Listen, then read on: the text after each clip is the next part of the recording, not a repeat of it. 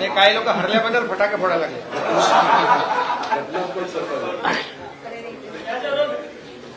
सर्वोच्च न्यायालयाने पूर्णपणे घटनात्मक ठरवलेल्या सरकारच्या पत्रकार परिषदेमध्ये मी आपल्या सर्वांचं स्वागत करतो. सर्वोच्च न्यायालयाने महाराष्ट्राच्या संदर्भात आज जो निकाल दिलेला आहे या निकालाबद्दल आम्ही पूर्ण समाधान व्यक्त करतो आणि निश्चितपणे गिरीश भाऊ या वर लोकशाहीमध्ये लोकशाहीचा आणि लोकमताचा आज पूर्णपणे विजय झालेला आहे असं या निमित्ताने मी नमूद करू इच्छितो. हा जो काही निकाल आहे यातले 4-5 जे महत्वाचे मुद्दे आहेत त्या मुद्द्यांकडे मी आपलं लक्ष वेधू इच्छितो. सर्वात पहिल्यांदा तर बसा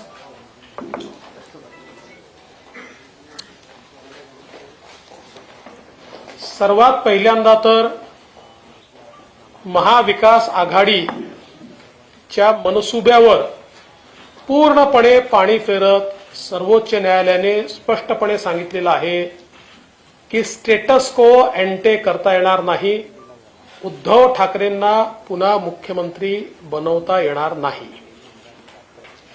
दुसरं, त्यांनी अतिशय स्पष्टपणे हे सांगितलेलं आहे की डिस्क्वालिफिकेशनच्या ज्या पिटिशन्स आहेत या संदर्भातला सगळा अधिकार हा स्पीकरचा आहे आणि त्यामुळे स्पीकर हे डिस्क्वालिफिकेशनच्या पिटिशनवर सुनावणी घेतील आणि त्यात त्यांनी जे ऑब्झर्वेशन केलं ते अत्यंत महत्वाचं आहे.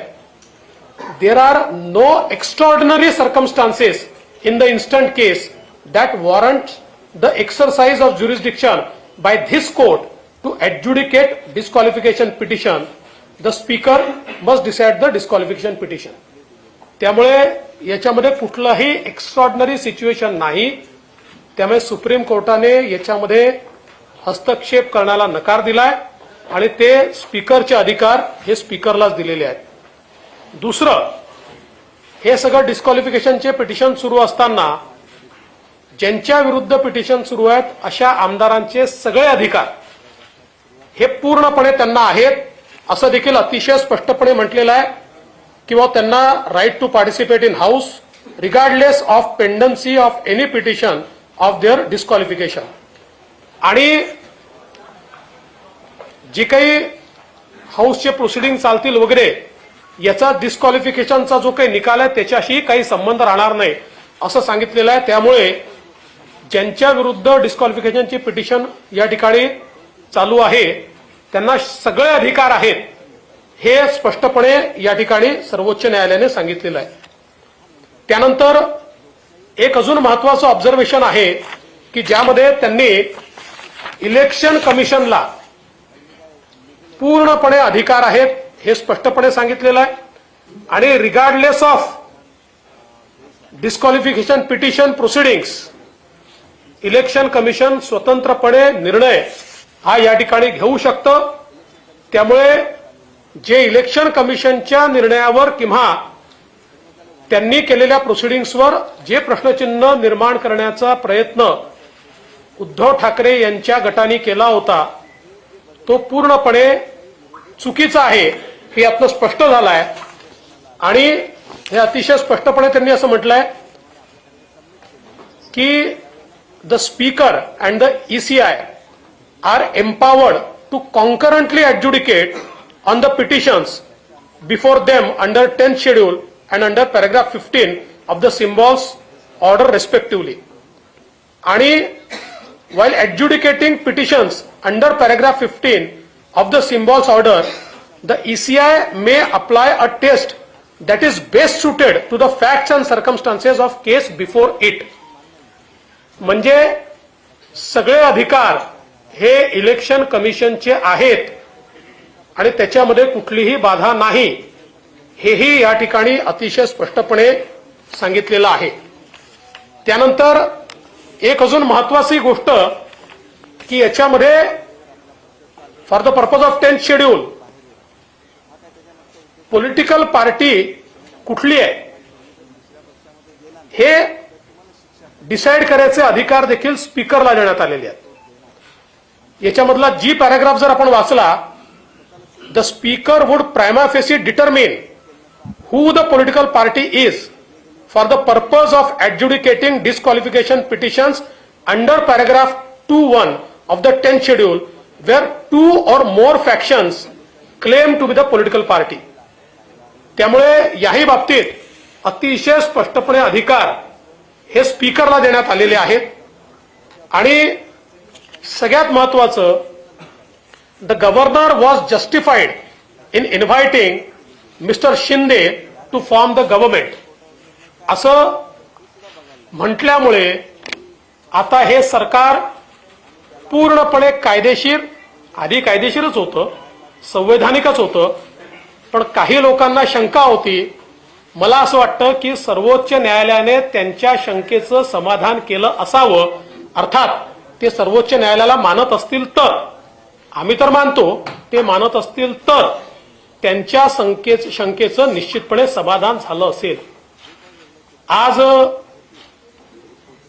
उद्धव ठाकरेजींची पत्रकार परिषद मी बघितली. नॉर्मली मी बघत नाही, पण जाता जाता थोडी शेवटचं मला पाहायला मिळालं. आणि त्याच्यामुळे ते असं म्हणाले की मी नैतिकतेच्या आधारावर राजीनामा दिला. माझा त्यांना सवाल आहे, भारतीय जनता पक्षासोबत निवडून आलात आणि काँग्रेस राष्ट्रवादी सोबत गेला, तेव्हा ही नैतिकता कुठल्या डब्यामध्ये बंद केली होती याचं पहिले उत्तर द्या. तेव्हा ही नैतिकता कुठे होती? खरं म्हणजे नैतिकतेचा विषय तुम्ही सांगू नये, कारण तुम्ही खुर्ची करता विचार सोडला आणि एकनाथ शिंदेंनी विचाराकरता खुर्ची सोडली. ते सत्तेमध्ये होते आणि ते विरोधी पक्षासोबत आमच्यासोबत आले. त्यामुळे नैतिकतेचं बोलण्याचा कुठलाही अधिकार, नैतिक अधिकार तुम्हाला नाही. उद्धवजी, तुमच्या लक्षात आलं होतं, तुमच्याकडे नंबर नाही, तुम्ही हारणार आहात, लोक तुम्हाला सोडून गेले आहेत. त्यामुळे त्या लाजेपोटी आणि त्या भीतीपोटी तुम्ही त्या ठिकाणी राजीनामा दिला. त्यामुळे विनाकारण त्याला नैतिकतेचा मुलामा चाडवण्याचा प्रयत्न करू नका. एकनाथ शिंदेंनी राजीनामा देण्याचा प्रश्नच उद्भवत नाही, कारण आज त्यांच्या नियुक्तीवर पूर्ण शिक्कामोर्तब सर्वोच्च न्यायालयाने या ठिकाणी केलेलं आहे. माननीय मुख्यमंत्री बोलायच्या आधी मी हिंदीमध्ये फक्त थोडंसं ब्रीफिंग आपल्याला करून देतो.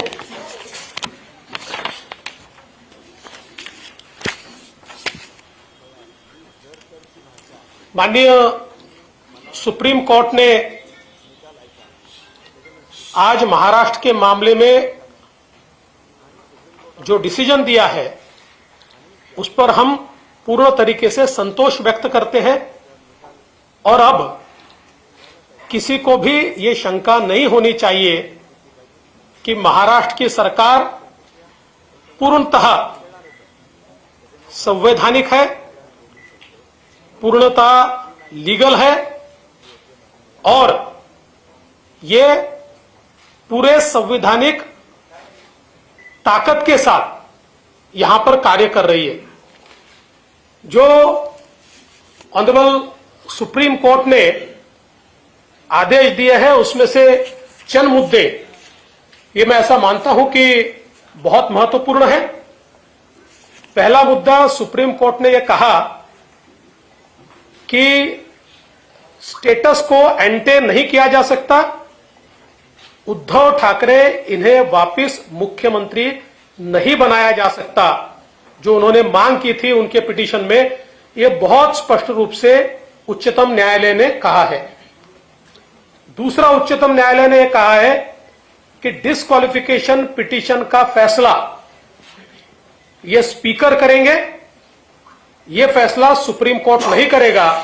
और उस पर बहुत स्पष्टता से सुप्रीम कोर्ट ने कहा है there are no extraordinary circumstances in the instant case that warrant the exercise of jurisdiction by this court to adjudicate disqualification petition. There are no extraordinary circumstances ऐसा कहा है. The speaker must decide disqualification petition. ये सीधे सीधे speaker को अधिकार दिया गया है. उसके साथ साथ जो विधायक जिनके खिलाफ डिस्क्वालिफिकेशन की पिटीशन दाखिल की गई है, उनके right to participate in the assembly या उनके कोई भी संवैधानिक अधिकार या उनका जो अधिकार है एक जनप्रतिनिधि के रूप में, यह सारा का सारा कंटिन्यू होगा. इसमें डिस्क्वालिफिकेशन पिटीशन से कोई बाधा नहीं आएगी, ऐसा भी बहुत स्पष्ट रूप से इस ऑर्डर में कहा गया है. इसके साथ साथ एक और बहुत महत्वपूर्ण चीज है जो इस ऑर्डर में कही गई है कि इलेक्शन कमीशन का जो अधिकार है, उस अधिकार को बहुत स्पष्ट रूप से कहा गया है कि वो अधिकार distinct end different from the proceedings of disqualification in front of speaker. इसका मतलब यह है कि स्पीकर के सामने जो भी डिस्क्वालिफिकेशन पिटीशन के प्रोसीडिंग्स चल रहे हैं, उसका, क्योंकि शिवसेना ने मांग की थी कि चूंकि ये प्रोसीडिंग चल रहे हैं तो आप इलेक्शन कमीशन को रोकिए और उनको निर्णय मत लेने दीजिए, लेकिन आज सुप्रीम कोर्ट ने स्पष्ट कर दिया कि इलेक्शन कमीशन को यह पूर्ण अधिकार है. तो एक प्रकार से इलेक्शन कमीशन ने जो निर्णय श्री शिंदे जी के नेतृत्व में शिवसेना और सिंबल का किया है, उसमें कोई बाधा नहीं है और वो पूरा अधिकार इलेक्शन कमीशन का है, यह स्पष्ट रूप से इसमें कहा है. इसके साथ साथ उन्होंने आगे ये भी कहा है, मैं इसको पढ़कर दिखाता हूं कि the speaker and the ECI are empowered to concurrently adjudicate on the petitions before them under the 10th schedule and under paragraph 15 of the symbols order respectively. While adjudicating petitions under paragraph 15 of the symbols order, the ECI may apply a test that is best suited to the fact and circumstances of the case before it. इसका मतलब ये दोनों को बिल्कुल अलग कर दिया है. Facts end circumstances पे वो निर्णय ले सकते हैं, उन्होंने निर्णय ले लिया है. अंतिम निर्णय जो भी वो लेंगे वो आपके सामने है. इसलिए मुझे ऐसा लगता है कि इस बारे में भी किसी के मन में अब कोई शंका नहीं होनी चाहिए. इसके साथ साथ स्पीकर को भी यह अधिकार दिया गया है कि 10th शेड्यूल के मायने रखते हुए पॉलिटिकल पार्टी कौन सी है, इसका प्राइमा फेसी डिसीजन स्पीकर करेंगे. और बहुत स्पष्ट रूप से कहा है the speaker would prima facie determine who the political party is for the purpose of adjudicating disqualification petitions under paragraph 2(1) of the 10th schedule where two or more factions claim to be that political party. तो speaker साहब को भी अब यह अधिकार है कि दो गुटों में से पॉलिटिकल पार्टी ये कौन सी है, ये स्पीकर साहब प्राइमा फेसी पहले वो डिसाइड करेंगे, उसके बाद फिर ये डिस्क्वालिफिकेशन पिटीशंस के ऊपर आगे में डिसीजन होगा. इसके साथ साथ एक और चीज बहुत स्पष्ट रूप से सुप्रीम कोर्ट ने कही है, the governor was justified in inviting mister Shinde to form the government. इसका मतलब यह है कि सुप्रीम कोर्ट बहुत स्पष्टता से कहता है कि गवर्नर साहब ने शिंदे जी को मुख्यमंत्री पद की शपथ लेने का जो न्योता दिया वो सही है. इसका ही मतलब यह होता है कि शिंदे जी के नेतृत्व में जो सरकार तैयार हुई है वो लेजिटिमेट है, वो कॉन्स्टिट्यूशनल है. और इसलिए हम सुप्रीम कोर्ट का आभार व्यक्त करते हैं. जो लोग ये कहते थे कि ये सरकार संवैधानिक नहीं है, उनको इसका जवाब मिल गया होगा, बशर्ते वो अगर सुप्रीम कोर्ट को मानते हो तो. क्योंकि कई बार सुप्रीम कोर्ट पर भी वो प्रश्न चिन्ह लगाते हैं. तो अगर देश के संविधान को और सुप्रीम कोर्ट को अगर वो मानते होंगे तो आज उनको इस बात का जवाब पूर्ण तरीके से मिल गया कि कि श्री एकनाथ शिंदे जी के नेतृत्व की सरकार ही संवैधानिक है, पूरे तरीके से लेजिटिमेट और लीगल सरकार ये है। आज उद्धव ठाकरे जी नीतीश कुमार जी के साथ एक पत्रकार वार्ता साझा कर रहे थे और उस वार्ता में उन्होंने ये कहा कि मैंने नैतिकता के आधार पर इस्तीफा दिया था। नैतिकता की बात करना उद्धव ठाकरे जी को शोभा नहीं देता, क्योंकि मैं उनको सवाल पूछना चाहता हूं कि बीजेपी के साथ चुनकर आए और मुख्यमंत्री की कुर्सी के लिए कांग्रेस एनसीपी के साथ आप गए, उस समय इस नैतिकता को कौन से डिब्बे में आपने बंद किया था, इसका जवाब आप दीजिए। मूल रूप से उद्धव जी, आपने नैतिकता के आधार पर इस्तीफा नहीं दिया था, आपने डर के कारण इस्तीफा दिया था, क्योंकि आप जानते थे कि आपके लोग आपको छोड़कर चले गए हैं, आप विश्वास मत प्रस्ताव नहीं जीतेंगे और एक प्रकार से हारने के बाद शर्मसार होना, इसको टालने के लिए आपने इस्तीफा दिया था। इसलिए नैतिकता की बात मत कीजिए। उन्होंने ये भी कहा कि नैतिकता के आधार पर शिंदे जी ने इस्तीफा देना चाहिए। इससे हास्यास्पद क्या हो सकता है कि जिस सरकार को सुप्रीम कोर्ट लीगल, लेजिटिमेट और कॉन्स्टिट्यूशनल ठहराता है, उस सरकार के मुखिया से वो इस्तीफा मांगते हैं। मुझे ऐसा लगता है कि उन्होंने जरूर इस निर्णय का अभ्यास करना चाहिए और उसके बाद इस प्रकार की बात कहनी चाहिए। मैं माननीय मुख्यमंत्री जी से निवेदन करता हूं कि मुख्यमंत्री जी इस प्रेस वार्ता को संबोधित करें। आजच्या पत्रकार परिषदेमध्ये उपस्थित सर्व मान्यवर उपमुख्यमंत्री जी आहेत आणि बाकी सर्व माझे सहकारी आणि पत्रकार मित्रांनो, सगळ्यात आधी मी आपलं मनापासून स्वागत करतो आणि आजचा सुप्रीम कोर्टाचा निकाल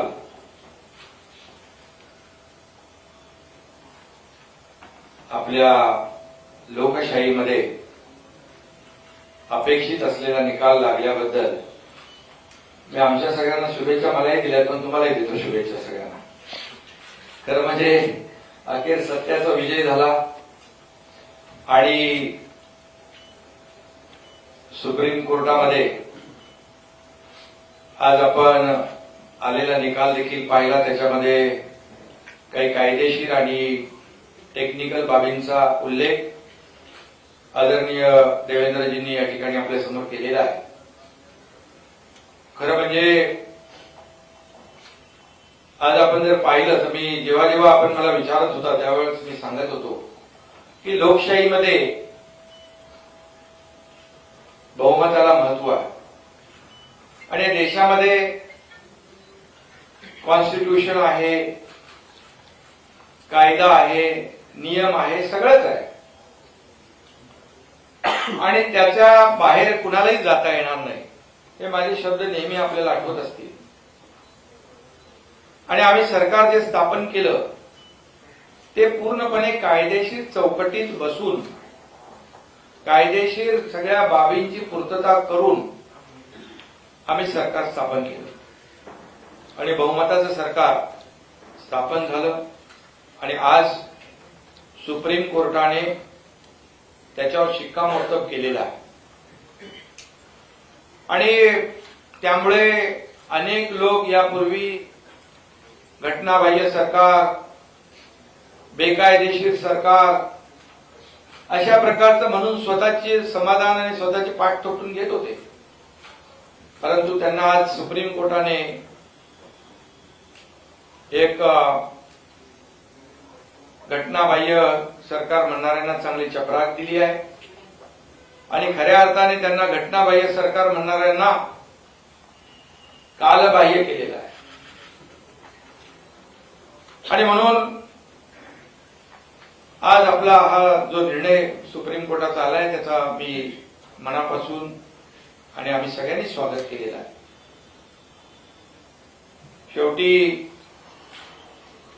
जे काही सुप्रीम कोर्टाने त्यांच्या निर्णयामध्ये काही गोष्टींचा उल्लेख केला, त्यामध्ये आमचं देखील आर्ग्युमेंट म्हणजे आमची भूमिका हीच होती की डिस्क्वालिफिकेशनचा अधिकार जो आहे तो अध्यक्षांना आहे, अध्यक्षांकडे तो अधिकार येईल आणि मेरिट प्रमाणे तेच अपेक्षित असा निकाल सुप्रीम कोर्टाने दिला आणि हे अधिकार, ते डिस्क्वालिफिकेशनचे अधिकार अध्यक्षांकडे दिले. त्याचबरोबर निवडणूक आयोगाने जो निर्णय घेतला होता त्याही बाबतीमध्ये विरोधी पक्षाने म्हणजे पूर्वीच्या लोकांनी, माजी मुख्यमंत्री आणि ते सगळ्या टीमने म्हटलं होतं की निवडणूक सुप्रीम कोर्टामध्ये प्रकरण असताना निवडणूक आयोग कसा निर्णय घेऊ शकतो, त्याहीवर सुप्रीम कोर्टाने भाष्य केलं की निवडणूक आयोग हा अधिकार त्यांना आहे आणि म्हणून निवडणूक आयोगाने शिवसेना पक्ष म्हणून आम्हाला रेकग्नाइज केलं, धनुष्यबाण सिम्बॉल देखील आम्हाला दिला. हे सर्व सुरूच आहे आणि त्यामुळे खऱ्या अर्थाने अध्यक्षांना जे अधिकार दिले त्यामध्ये डिस्क्वालिफिकेशनचे अधिकार, पॉलिटिकल पार्टी जी आहे, पॉलिटिकल पार्टी आणि लेजिस्लेटिव्ह पार्टी याच्यामध्ये देखील त्यांनी भाष्य केलं आणि म्हणून आम्ही जो निर्णय घेतला बहुमताचा त्या 2-3 महिन्यानंतरच निवडणूक आयोगाने तो निकाल दिला की आम्ही शिवसेना आणि धनुष्यबाण आमच्याकडे. म्हणजे 2-3 महिन्यापूर्वी जो आम्ही निर्णय घेतला तो बहुमताचा निर्णय होता आणि त्यावेळेस देखील लेजिस्लेटिव्ह पार्टी बरोबर पॉलिटिकल पार्टी देखील आम्हीच होतो असं या ठिकाणी मी सांगू शकतो आणि त्याचा अधिकार जो आहे अध्यक्षांकडे दिलाय, अध्यक्ष त्याच्यावर मेरिटवर निर्णय घेतील. आणि या सगळ्या जर बाबी आपण बघितल्या त्याच्यामध्ये माजी मुख्यमंत्र्यांनी राजीनामा दिला, नैतिकतेच्या आधारावर आता देवेंद्रजी म्हणाले, त्यांना माहित होतं त्यांच्याकडे बहुमत नाहीये, अल्पमतामध्ये आलेलं सरकार आहे आणि राज्यपालांनी देखील त्यावेळेस त्याचं काही इतर राज्याचं मी उदाहरण आपलं इकडचं पण झालं त्या गोमईंचं आणि त्यावर मी बोलू इच्छित नाही, पण जेव्हा राज्यामध्ये जेव्हा परिस्थिती निर्माण होते आणि राज्यपालांनाच काय तुम्हाला सगळ्यांना माहित होतं त्यावेळेस सरकार अल्पमतात आलंय, शेवटी सरकारचा गाडा कारभार चालला पाहिजे, त्यामुळे त्यांनी त्यांच्या अधिकारामध्ये तेव्हा निर्णय घेतला आणि आम्ही सरकार जे स्थापन केलं पूर्णपणे कायदेशीर घटनात्मक बाबींची काळजी घेऊन केलंय, पूर्णपणे त्याच्यामुळे हेड काउंट झाला, ते सगळे तुम्ही साक्षीदार आहात आणि म्हणून राजीनामा देण्याशिवाय काही दुसरा काय पर्याय होता. आणि नैतिकतेच्या ज्या काही गोष्टी तिथे सुरू झालेल्या आहेत तर त्या बाबतीमध्ये देवेंद्रजी म्हणालेत की त्यावेळेस मॅन्डेट लोकांनी जनतेने कुणाला दिलं होतं, शिवसेना भाजप युतीला, आणि मग नेमकं आम्ही हा निर्णय घेताना जनमताचा आदर केला आहे, जनभावनेचा आदर केलाय, लोकांना अपेक्षित हवं असलेलं ते आम्ही केलंय, बाळासाहेबांच्या विचारांचा भूमिकेचा आम्ही आदर केलेला आहे आणि भारतीय जनता पक्ष आणि शिवसेना मिळून निवडणूक लढवली आणि सरकार दुसऱ्याबरोबर सत्तेसाठी खुर्चीसाठी त्यावेळेस बनवलं आणि हे सगळ्यांना माहित आहे. आणि जसं देवेंद्रजी म्हणाले आम्ही तर तेव्हा सत्तेत होतो, तेव्हा पुढे काय होईल आम्हाला माहित नव्हतं. खरं म्हणजे नैतिकता कोणी जपली हे मला सांगण्याची आवश्यकता नाही. आणि म्हणून खऱ्या अर्थाने बाळासाहेबांच्या विचारांची शिवसेना वाचवण्याचं काम, त्याचं काँग्रेस राष्ट्रवादीकरण करण्यात थांबवण्याचं काम आम्ही केलं, धनुष्यबाण वाचवण्याचं काम आम्ही केलं. तुम्ही तर तो गहाण ठेवला होता. आणि म्हणून यामध्ये आता मी देखील मगाशी पत्रकार परिषद थोडीशी बघितली, त्यामध्ये आम्ही पक्ष आहोत, आमचाच व्हीप लागणार, पण व्हीप लागायला तुमच्याकडे माणसं किती आहे हा एक प्रश्न आहे. त्यामुळे शेवटी बहुमताचा आदर सुप्रीम कोर्टाने केलाय आणि त्याचबरोबर अध्यक्ष जे आहेत आपले विधानसभेचे ते देखील या सर्व प्रकरणामध्ये मेरिटवर निर्णय घेतील आणि हा निर्णय जो आहे या सरकारला घटनाबाह्य बेकायदेशीर म्हणणाऱ्यांना आजच्या सर्वोच्च न्यायालयाने खरं म्हणजे त्यांच्या बाजूने निकाल दिल्यानंतर ते सगळी ती संस्था त्या सगळ्या गोष्टी चांगल्या असतात, पण निर्णय मेरिटवर दिल्यानंतर मात्र जे काही भाष्य केलं जातं हे देखील आपल्या सगळ्यांना माहीत आहे. आणि मग कुणाची दिशाभूल करण्याचा प्रयत्न देखील यापुढे देखील करतील. परंतु आज सुप्रीम कोर्टाने जे काही पूर्ण बहुमताचं सरकार आणि हे सरकार कायदेशीर घटनात्मक आहे याच्यावर शिक्कामोर्तब केलेलं आहे. हे जनतेचं सरकार आहे, जनतेच्या मनातलं सरकार आहे. त्यामुळे मी पुन्हा एकदा आज सर्वोच्च न्यायालयाच्या निर्णयाचं मनापासून या ठिकाणी स्वागत करतो. आज आखिर में सत्यमेव जयते कहते, सत्य का विजय हुआ है और सर्वोच्च न्यायालय में जो महाराष्ट्र सरकार की जो केस थी उसमें ये सरकार जो है हमने गठित किया हुआ शिवसेना भाजपा का वो कानूनी तौर से घटनात्मक दृष्टि से योग्य है, इसमें शिक्कामोर्तब हुआ है. अब घटना बाह्य बोलने वालों को ये सुप्रीम कोर्ट के निर्णय ने काल बाह्य कर दिया है. उनको अभी अगर निर्णय को मानते होंगे तो हम लोग तो निर्णय को मानने वाले लोग हैं और हमने हमेशा कहा है कि जो भी निर्णय होगा मेरिट पे होगा. लोकशाही में बहुमत को महत्व होता है, मेजोरिटी को बहुत ही इम्पोर्टेंस देने का काम सभी जगह होता है. और हम लोगों ने जो सरकार स्थापित किया है वो पूरी तरह से कानून और घटना इसका आदर करते हुए हम लोगों ने किया है. और जो जिनके पास बहुमत नहीं था उन्होंने रिजाइन किया है. और नैतिकता की बात अब करने से पहले अगर करते, जब चुनाव हुआ था, जब शिवसेना भाजपा की सरकार का जब गठित होने मतलब जो सार्वत्रिक चुनाव हुआ तब लोगों का मैंडेट ध्यान में रखते हुए अगर नैतिकता की बात करते तो शिवसेना बीजेपी का सरकार स्थापित हो जाता था. लेकिन सिर्फ और सिर्फ सत्ता पाने के लिए, कुर्सी पाने के लिए जब निर्णय लिया, ये जनता ने देखा है, महाराष्ट्र ने देखा है और उसी को सुधारने का काम हम लोगों ने किया है. जो मैंडेट था, जो बरसों से शिवसेना भाजपा की अलायंस गठबंधन था, उसी के साथ सरकार बना दिया हम लोगों ने. और निवडणूक चुनाव आयोग ने भी उसके ऊपर शिक्कामोर्तब कर दिया. जब हम लोगों ने निर्णय लिया उसके बाद 3-4 महीने में ही चुनाव आयोग ने हमारे को पार्टी का दर्जा दे दिया, शिवसेना, और सिंबल धनुष्यबाण दे दिया. और ये पूरी तरह मेरिट में हुआ है. आरोप किसने लगाया उनके ऊपर मैं आज नहीं टिप्पणी करना चाहता हूं. लेकिन इसके बाद आज का जो निर्णय है, और जब रिजाइन की बात होती है, रिजाइन जब आपके पास बहुमत ही नहीं था, जो अल्पमत की सरकार हुई थी, सब लोग जानते हो, आप भी जानते हो कितने लोग बचे थे.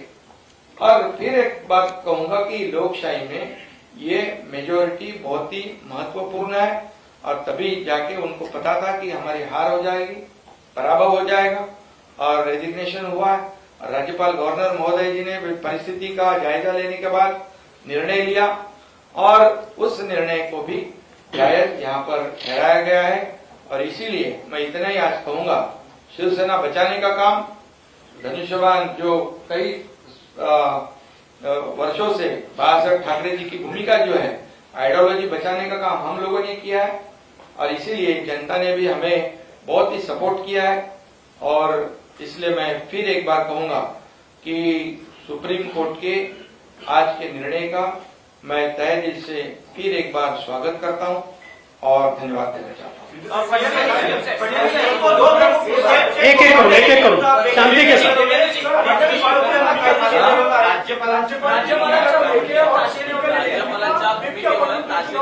नाही, नंतर त्यांनी सांगितलं की जेव्हा परिस्थिती निर्माण झाली त्याप्रमाणे तो निर्णय घेतला. बरं, आता एकच, मी आता सुप्रीम कोर्टाच्या किंवा राज्यपालांच्या भूमिकेवर बोलू इच्छित नाही. परिस्थितीनुसार राज्यपालांनी निर्णय घेतला. त्यावेळेस जर समजा फ्लोर टेस्ट झाली असती आणि पराभव झाला असता, मग राज्यपालांचा निर्णय योग्य होता असं म्हटलं असतं. त्यामुळे परिस्थितीनुसार त्यांनी निर्णय घेतला. पूर्णपणे बहुमत सरकारच्या बाजूने होतं, हेडकाउंट झालं, आपण सगळे साक्षीदार आहोत.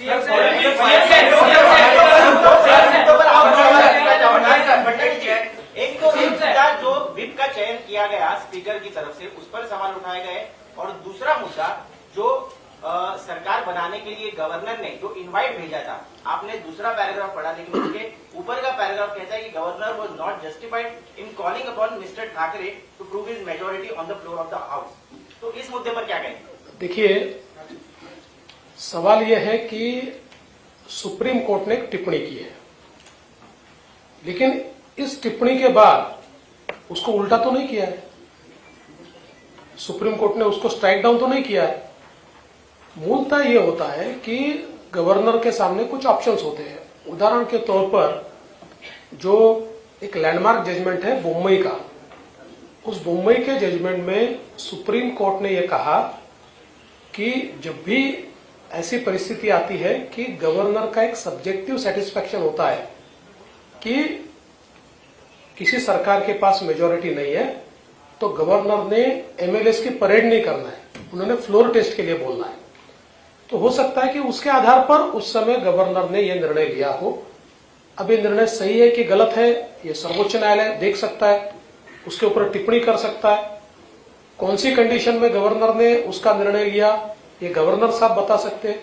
लेकिन मूल रूप से इस बात को आप समझिए कि ये टिप्पणी करने के बावजूद उस निर्णय को या हुई जो प्रोसेस है, स्टेटस को एंटे, ये नहीं किया जा सकता. ये स्पष्ट रूप से जब सुप्रीम कोर्ट कहता है, तो मैं ऐसा मानता हूं कि आगे आने वाले दिनों में किस प्रकार से निर्णय लेते समय गवर्नर साहब ने क्या क्या करना चाहिए, मैं ऐसा मानूंगा कि उसके लिए एक प्रकार से उन्होंने एक राह दिखाई है. और जहां तक व्हिप का सवाल है, उसमें उन्होंने ये कहा है कि पॉलिटिकल पार्टी ये व्हिप को अपॉइंट करती है.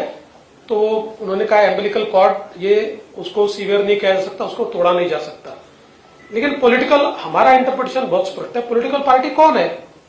पॉलिटिकल पार्टी एकनाथ शिंदे जी है, क्योंकि क्योंकि इलेक्शन कमीशन ने, हमने जो उनके सामने मांग की थी, उस मांग के आधार पर शिंदे जी की याचिका को मान्य करते हुए पॉलिटिकल पार्टी उनको किया है. और अब इसका फैसला स्पीकर को लेना है, तो उससे पहले इसके ऊपर डिस्कशन करना ये गलत होगा. अब स्पीकर ये फैसला करेंगे कि उस समय पॉलिटिकल पार्टी शिंदे जी थे या और कोई था. और उसमें मैं थोड़ा ऐड करना चाहता हूं कि जब भी हम लोगों ने ये डिसीजन लिया सरकार बनाने का, उसके बाद 3 महीने के बाद चुनाव आयोग ने तो हमारे को पॉलिटिकल पार्टी का दर्जा दे दिया था. एक चीज और मैं कहना चाहता हूं, आपसे हाथ जोड़कर निवेदन करता हूं कि सुप्रीम कोर्ट के फैसले से पहले कई नेता और चंद पत्रकार ये सुप्रीम कोर्ट बन गए थे और उन्होंने कई फैसले सुना दिए थे. तो आप तो सारे बहुत समझदार पत्रकार हो. अब चूंकि निर्णय स्पीकर साहब को लेना है, तो इसलिए उसके बारे में स्पेक्युलेटिव बोलना ये सही नहीं होगा. इसलिए उसके ऊपर सवाल करना ये भी ठीक नहीं होगा.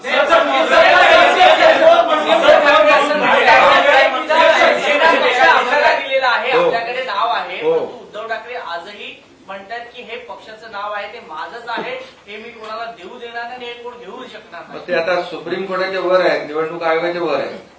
आता क्लिअर आहे की निवडणूक आयोगाने आणि हे संभ्रम पसरवण्याचं मी ऐकलं ते. आता ते कोणाला व्हीप देऊ शकतात? शिवसेना म्हणून देऊ शकतात का ते? शिवसेना आम्ही आहोत, धनुष्यबाण आम्ही आहोत. सहानुभूती आता लोकांना, अरे बाबा, लोकांची सहानुभूती केव्हा मिळाली असते? तुम्ही भाजप बरोबर सरकार बनवलं असत तर. तुम्ही कोणाबरोबर सरकार बनवलं? ज्यांच्याबरोबर निवडून आलात, निवडणुका लढवल्यात, बाळासाहेब मोदी साहेबांचा फोटो लावून, आणि बस कोणाबरोबर गेलात? आम्ही तर ते दुरुस्त केलं. लोकांची सहानुभूती उलटी आहे तुझ्याकडे, म्हणून लोक आम्हाला प्रतिसाद देत आहेत. यांच्या नियुक्तीवरतीही सुप्रीम कोर्टानं ताशेरे ओढले. आज पुन्हा एकदा नव्यानं भरत गोगावले यांचं प्रपोज म्हणून नियुक्ती करण्याची प्रक्रिया आपण नाही, हे बघा ऑब्झर्वेशन आणि निर्णय, आता त्याच्यामध्ये तोही अधिकार अध्यक्षांकडे दिलेला आहे. त्यामुळे आम्ही तेव्हा कोण पार्टी होती आणि कोण लेजिस्लेटिव्ह पार्टी आणि पॉलिटिकल पार्टी हे निर्णय घेण्याचा अधिकार कोणाला दिला आहे? अध्यक्षांना. बरं, मी मगाशी म्हटलं, आताही म्हणतोय, आम्ही निर्णय घेतल्यानंतर 3-4 महिन्यात निवडणूक आयोगाने निर्णय दिला होता की कोण पार्टी आहे, सिंबॉल कुणाकडे. आणि आज जे शिवसेना म्हणून आम्ही व्हीप देऊ शकतो हे तर लोकांमध्ये संभ्रम. आता लोक सुज्ञ आहेत, सगळं माहिती आहे त्यांना. आता सरकार पडणार, गडगडणार, किती वेळा तुम्हीच दाखवलं ना. सर्वोच्च न्यायालयाने टिप्पणी केलेली आहे की जर उद्धव ठाकरेंनी राजीनामा दिला नसता तर या परिस्थितीत आम्ही त्यांना मुख्यमंत्री म्हणून पुन्हा आणलं असतं. पण घड्याळाचे हे असं म्हटलेलं नाही, असं म्हटलेलं नाही. असं आहे, असं बिलकुल त्यांनी म्हटलेलं नाही की आम्ही त्यांना पुन्हा आणलं असतं. त्यांनी असं म्हटलंय की आता विषयच येत नाही, त्याच्यामुळे स्टेटस को अँटी होऊ शकत नाही. असं कुठेही म्हटलं नाही की त्यांनी राजीनामा दिला नसता तर त्यांना आम्ही परत आणलं असतं. त्यांनी म्हटलंय की हे सर्कमस्टान्सेसच नाही आहे, त्यांनी राजीनामा दिलाय, त्याच्यामुळे याच्यावर टिप्पणीच करायची आवश्यकता नाही. आणि जी मागणी शिवसेनेने पिटिशनमध्ये केली होती की उद्धव ठाकरेंना पुन्हा मुख्यमंत्री बनवा, त्यांना बनवताच येत नाही असं स्पष्टपणे म्हटलंय. त्यामुळे मला असं वाटतं की याचं राईट इंटरप्रिटेशन करा, चुकीचं इंटरप्रिटेशन करू नका. निर्णयाचा आनंद जितका आपल्याला झालाय, मला वाटतं त्याच्यापेक्षा जास्त आनंद आपल्या इतर आमदारांना झाला असेल, कारण की अनेकांची प्रतीक्षा ही विस्ताराकडे होती. शिरसाट साहेब ते पण होईल. आहेत, कल्याणकर साहेब आहेत, हो, सगळ्या विस्तार होईल लवकर. सीएमचा वारंवार चर्चा होत. आता हे सरकार कायदेशीर झालेलं, शिक्कामोर्तब झालेलं आहे. मध्यंतरी चर्चा सुरू झाली की नाही, आता तुम्हाला पण पटलंय ना. पहिलं ते सांगायचं, आता आणखी कोणतरी बरेच ते इतर पक्षाचे नेतेही येणार, बरीच चर्चा होती कुठे येणार? तुमच्याकडे. आता ते इन्कमिंग कधी सुरू होणार? ते सुरूच आहे ना. आता किती सरकार स्थापन केल्यापासून सुरू आहे. आता कुठे इतर थांबले? अरे ते का तुम्ही काहीतरी कितीतरी प्रवेशांना तुम्ही स्वतः होतात ना. सगळे काय? की सरकारला कुठलाही धोका नाही, त्यांना जास्त विश्वास होता कोणाहीपेक्षा की तुमच्या सरकारला अजिबात धोका नाही, मेजॉरिटी तुमच्याकडे आहे. अजित पवारांबद्दल काय म्हणतात? अजित पवारच नाही, ज्या ज्या माणसाला कायदा कळतो अशा प्रत्येकाला हे माहिती होतं की सर्वोच्च न्यायालय अशी कुठली एक्स्ट्रॉर्डिनरी कंडिशन नाही आहे की ज्या कुठलाही डिस्क्वालिफिकेशनचा वगैरे निर्णय स्वतः घेईल. त्यामुळे कुठल्याही सेन्सिबल वकिलाला किंवा कायदा करणाऱ्या व्यक्तीला हे माहिती होतं की सर्वोच्च न्यायालय हे लोकशाहीने अधिकार स्पीकरला दिले आहेत, हे स्पीकरला सांगेल, आणि म्हणून कदाचित त्यांनी त्या संदर्भात ते भाष्य केलं असं.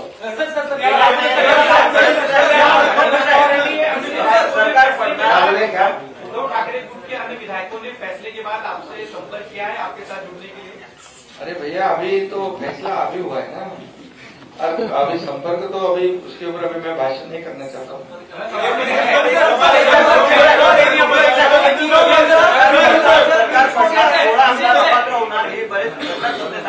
त्यांना काही सल्ला आहे का? मी तो मगाशीच दिला ना सल्ला. मी मगाशीच सांगितलं की काही नेते हे स्वतः सर्वोच्च न्यायालय झाले होते, त्यांना सल्ला देण्याएवढा मी मोठा नाही. पण मला असं वाटतं सर्वोच्च न्यायालयात एखादी केस असताना अशा प्रकारे आपणच सर्वोच्च न्यायालयानं आपल्यालाच कायदा समजतो अशा आविर्भावात वावरणाऱ्यांनी यातनं थोडा धडा घेतला पाहिजे. आज पण सुरू होतं ना, सुप्रीम कोर्टाचा निकाल म्हणजे सुरू व्हायच्या आधी सुरू होतं ना काही लोकांचं, आम्ही बघत होतो. पण त्यांच्यावर काही परिणाम होईल असं मला वाटत नाही. चला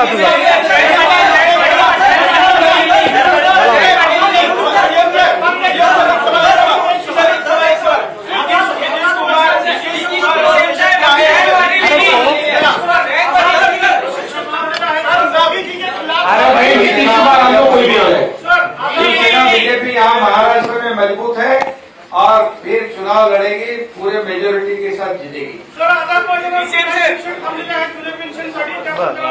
काय विषय आता दुसरा विषय करायचा. अरे भाई,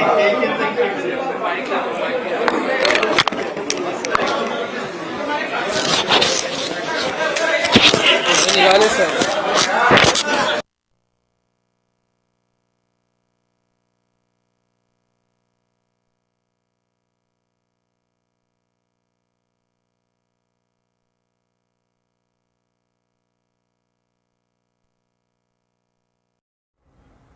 मनोरंजनाचं प्रबोधन, करमणुकीचं उद्बोधन, बातमी अचूक, माहिती बिनचूक. पाहत रहा राजमुद्रा न्यूज लाईव्ह.